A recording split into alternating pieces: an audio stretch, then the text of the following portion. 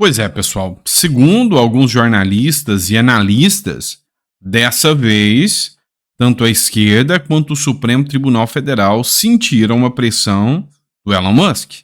Dessa vez não são mais alguns deputados, ou seja, a coisa estourou a bolha aqui do Brasil, dos deputados, dos comentaristas que ficam denunciando um autoritarismo e chegou no campo internacional. Dá uma olhada aqui nessa matéria do Metrópolis que diz muito, uma matéria do Paulo Capelli.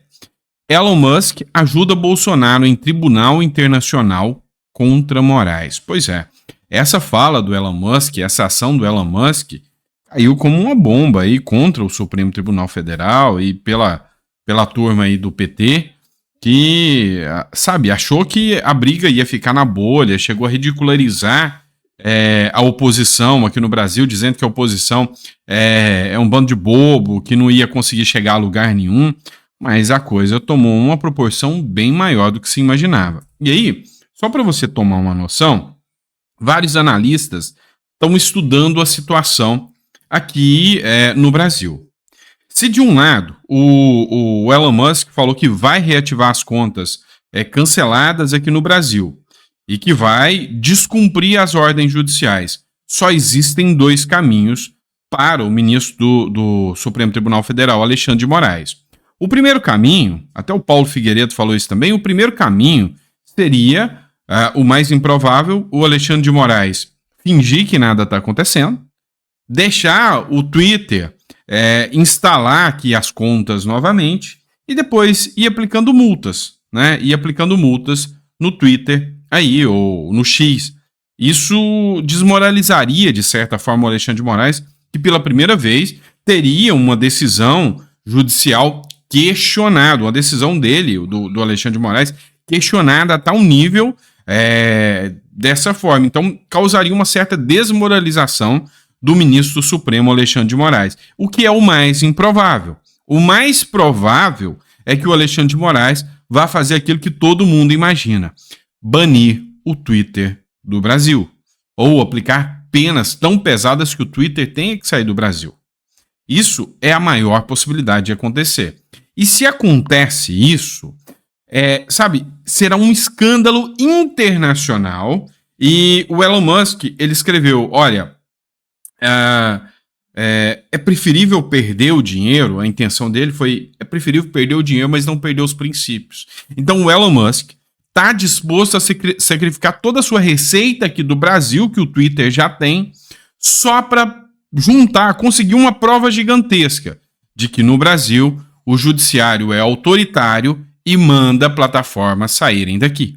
E isso aí vai ser utilizado pelo Bolsonaro e pelos aliados do Bolsonaro, pelo próprio bolsonarismo, na sua tese de defesa, que agora vai para os tribunais internacionais. Então vamos repetir a matéria. Elon Musk ajuda Bolsonaro em tribunal internacional contra Alexandre de Moraes. A declaração de guerra de Elon Musk a Alexandre de Moraes nesse sábado gera efeitos políticos que extrapolam o Fla-Flu que tomou conta da rede social X, antigo Twitter. A postagem do bilionário, um dos empresários mais conhecidos do mundo, inflamou agora o cenário internacional. Ao dizer que Alexandre de Moraes promove a censura no Brasil, Elon Musk forneceu munição para uma campanha global, encabeçada por bolsonaristas, que começa a ganhar corpo. Trata-se do ingresso de ações em tribunais internacionais contra o ministro do Supremo Tribunal Federal. A avaliação do núcleo de Bolsonaro é que, com Moraes exercendo forte influência sobre os seus pares na corte, a condenação do ex-presidente, alvo de múltiplos inquéritos, é certa. Ou seja, Bolsonaro vai ser condenado. Isso aí já tá pronta a sentença. Todo mundo sabe disso. E é por isso faz-se necessário atrair atenção internacional para o que consideram uma tirania em curso. Nesse sentido, o senador Flávio Bolsonaro e o deputado Nicolas Ferreira já preparam uma petição à Comissão de Direitos Humanos da OEA, que é a Organização dos Estados Americanos, que mira Alexandre de Moraes. Um anexo contendo as declarações do Elon Musk deve ser incluído. O blogueiro Alan dos Santos, foragido do STF, que vive atualmente nos Estados Unidos, já depôs a OEA e criticou o Alexandre de Moraes. A oposição pública de Elon Musk, dono do X, uma das redes sociais mais acessadas do mundo, reforça o discurso já encampado pelos bolsonaristas. Ou seja, aqui, não sei se vocês sentiram da matéria do Paulo Capelli, que até ele está entendendo que o discurso que antes era tido como ridículo, uma coisa fora do contexto, ganha corpo. E ganhou corpo a nível internacional. Subestimaram a força, hoje, das redes sociais e da liberdade de expressão. E aí, por isso, é exatamente esse motivo que o governo Lula quer regulamentar as plataformas urgente. Após Musk atacar Moraes, a AGU defende regulamentação urgente de redes sociais. Eu acho assim, insano falar que foi um ataque, foi uma crítica, né? Em post publicado no X, antigo Twitter, o ministro da Advocacia Geral da União, o Jorge Messias, defendeu a urgente regulamentação das redes sociais no Brasil e disse que bilionários como o domicílio no exterior não podem ter controle de redes sociais e violar o Estado de Direito. Então eles querem imediatamente, o mais rápido possível, a regulamentação de todas as redes sociais no Brasil. Já aplicaram aqui uma espécie de regulamentação, ela meio que já está em vigor sem lei, tá? Sem lei, meio que ela já existe. Mas assim, qualquer fala que seja considerada inadequada, desinformação, discurso de ódio, fake news, o que são definições vagas, subjetivas, se forem lançadas na visão deles, qualquer canal que fala disso vai cair. Tá? Qualquer canal vai cair. E aí, é lógico que isso é muito, muito preocupante. O Gustavo Gaia fez a publicação do jornalista que fez as críticas aqui, as denúncias contra o Brasil. E é um jornalista internacional, pessoal. E aí, ele, juntamente com Glenn Greenwald, juntamente com Sérgio Tavares, juntamente com outros jornalistas internacionais, estão encampando uma verdadeira briga, uma verdadeira luta pela liberdade de expressão no Brasil. Há quem diga já, tem vários influenciadores, várias pessoas que dizem que o Elon Musk, em duas tweetadas, já fez muito mais pela liberdade de expressão no Brasil do que o Senado fez durante todos os anos aí que essa censura começou a ser instalada. Olha só o que diz o jornalista norte-americano aí. Ouça só. Este é Michael Schellenberger e estou reportando a vocês ao vivo do Brasil, onde uma série dramática de eventos está em andamento.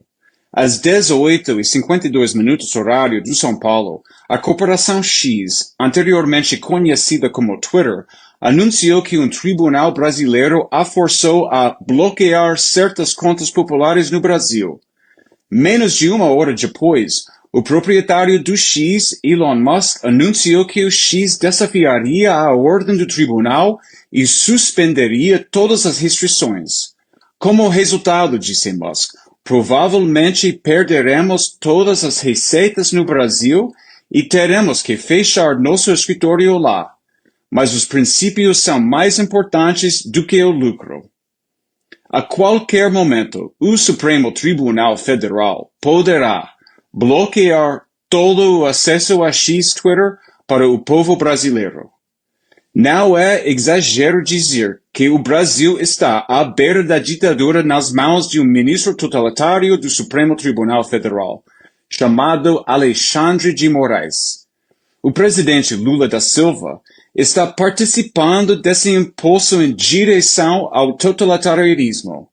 Desde que assumiu o cargo, Lula aumentou enormemente o financiamento governamental dos principais meios de comunicação, a maioria dos quais incentiva o aumento da censura. O que Lula e de Moraes estão fazendo é uma violação escandalosa da Constituição do Brasil e da Declaração dos Direitos Humanos das Nações Unidas. Nesse momento, o Brasil ainda não é ditadura consolidada. Vocês ainda têm eleições e outros meios de enfrentar o autoritarismo, que já não existem em outras tiranias mais avançadas. Mas o Supremo Tribunal Federal e o Tribunal Superior Eleitoral interferem em eleições por meio de censura. Há 3 dias, eu publiquei os arquivos do Twitter para o Brasil. Eles mostram que Moraes tem violado a Constituição brasileira. Moraes exigiu ilegalmente que o Twitter revelasse informações privadas sobre usuários do Twitter que usaram hashtags que ele considerou impróprias. Ele exigiu acesso aos dados internos do Twitter, violando a política da plataforma. Ele censurou, por iniciativa própria e sem nenhum respeito ao devido processo, postagens no Twitter de parlamentares do Congresso Brasileiro. E Moraes tentou transformar as políticas de moderação de conteúdo do Twitter em uma arma contra os apoiadores do então presidente Jair Bolsonaro. Eu digo isso como jornalista independente e apartidária. Não sou fã nem de Bolsonaro nem de Trump. As minhas opiniões políticas são muito moderadas, mas eu reconheço a censura quando eu vejo. Os arquivos do Twitter também revelaram que Google, Facebook, Uber, WhatsApp e Instagram traíram o povo do Brasil. Se forem comprovados tais indícios, os executivos dessas empresas comportaram-se como covardes, forneceram ao governo brasileiro dados cadastrais, pessoas e números de telefone sem ordem judicial e, portanto, violando a lei. Quando o Twitter se recusou a fornecer informações privadas dos usuários às autoridades brasileiras, incluindo mensagens diretas, o governo tentou processar o principal advogado brasileiro do Twitter. Quando eu morei no Brasil, em 1992, eu era muito da esquerda. Na época, as palavras de ordem de Lula e do PT eram "sem medo de ser feliz". Nos últimos dias, eu conversei com dezenas de brasileiros, incluindo professores, jornalistas, advogados, respeitados. Todos me disseram que estão chocados com o que está acontecendo. Eles me disseram que têm medo de falar o que pensam e que o governo Lula é cúmplice na criação desse clima de medo. O Brasil é seu país, não é o meu. Existem limites para o que eu sou capaz de fazer. Eu sei bem até onde eu posso ir. Mas eu prometo que vou apoiar vocês na sua luta pela liberdade. Eu posso dizer uma coisa que muitos brasileiros não podem mais. Alexandre de Moraes é um tirano. É a única maneira de lidar com os tiranos e enfrentando-os. Cabe aos seus senadores enfrentar o tirano. E cabe ao povo do Brasil pressionar seus senadores para que façam isso. Em 1992, meu melhor amigo brasileiro me deu uma camiseta que eu adorei. Nela havia uma caricatura dos ditadores militares do Brasil que pintavam o céu de preto. Ao lado deles estavam crianças, sorrindo, que lançavam estrelas ao céu escuro. Dizia, eles pintaram o céu de preto, mas nós trouxemos as estrelas. Alexandre de Moraes pintou o céu de preto. Chegou a hora do povo brasileiro deixar brilhar a luz do sol e da liberdade. Muito obrigado.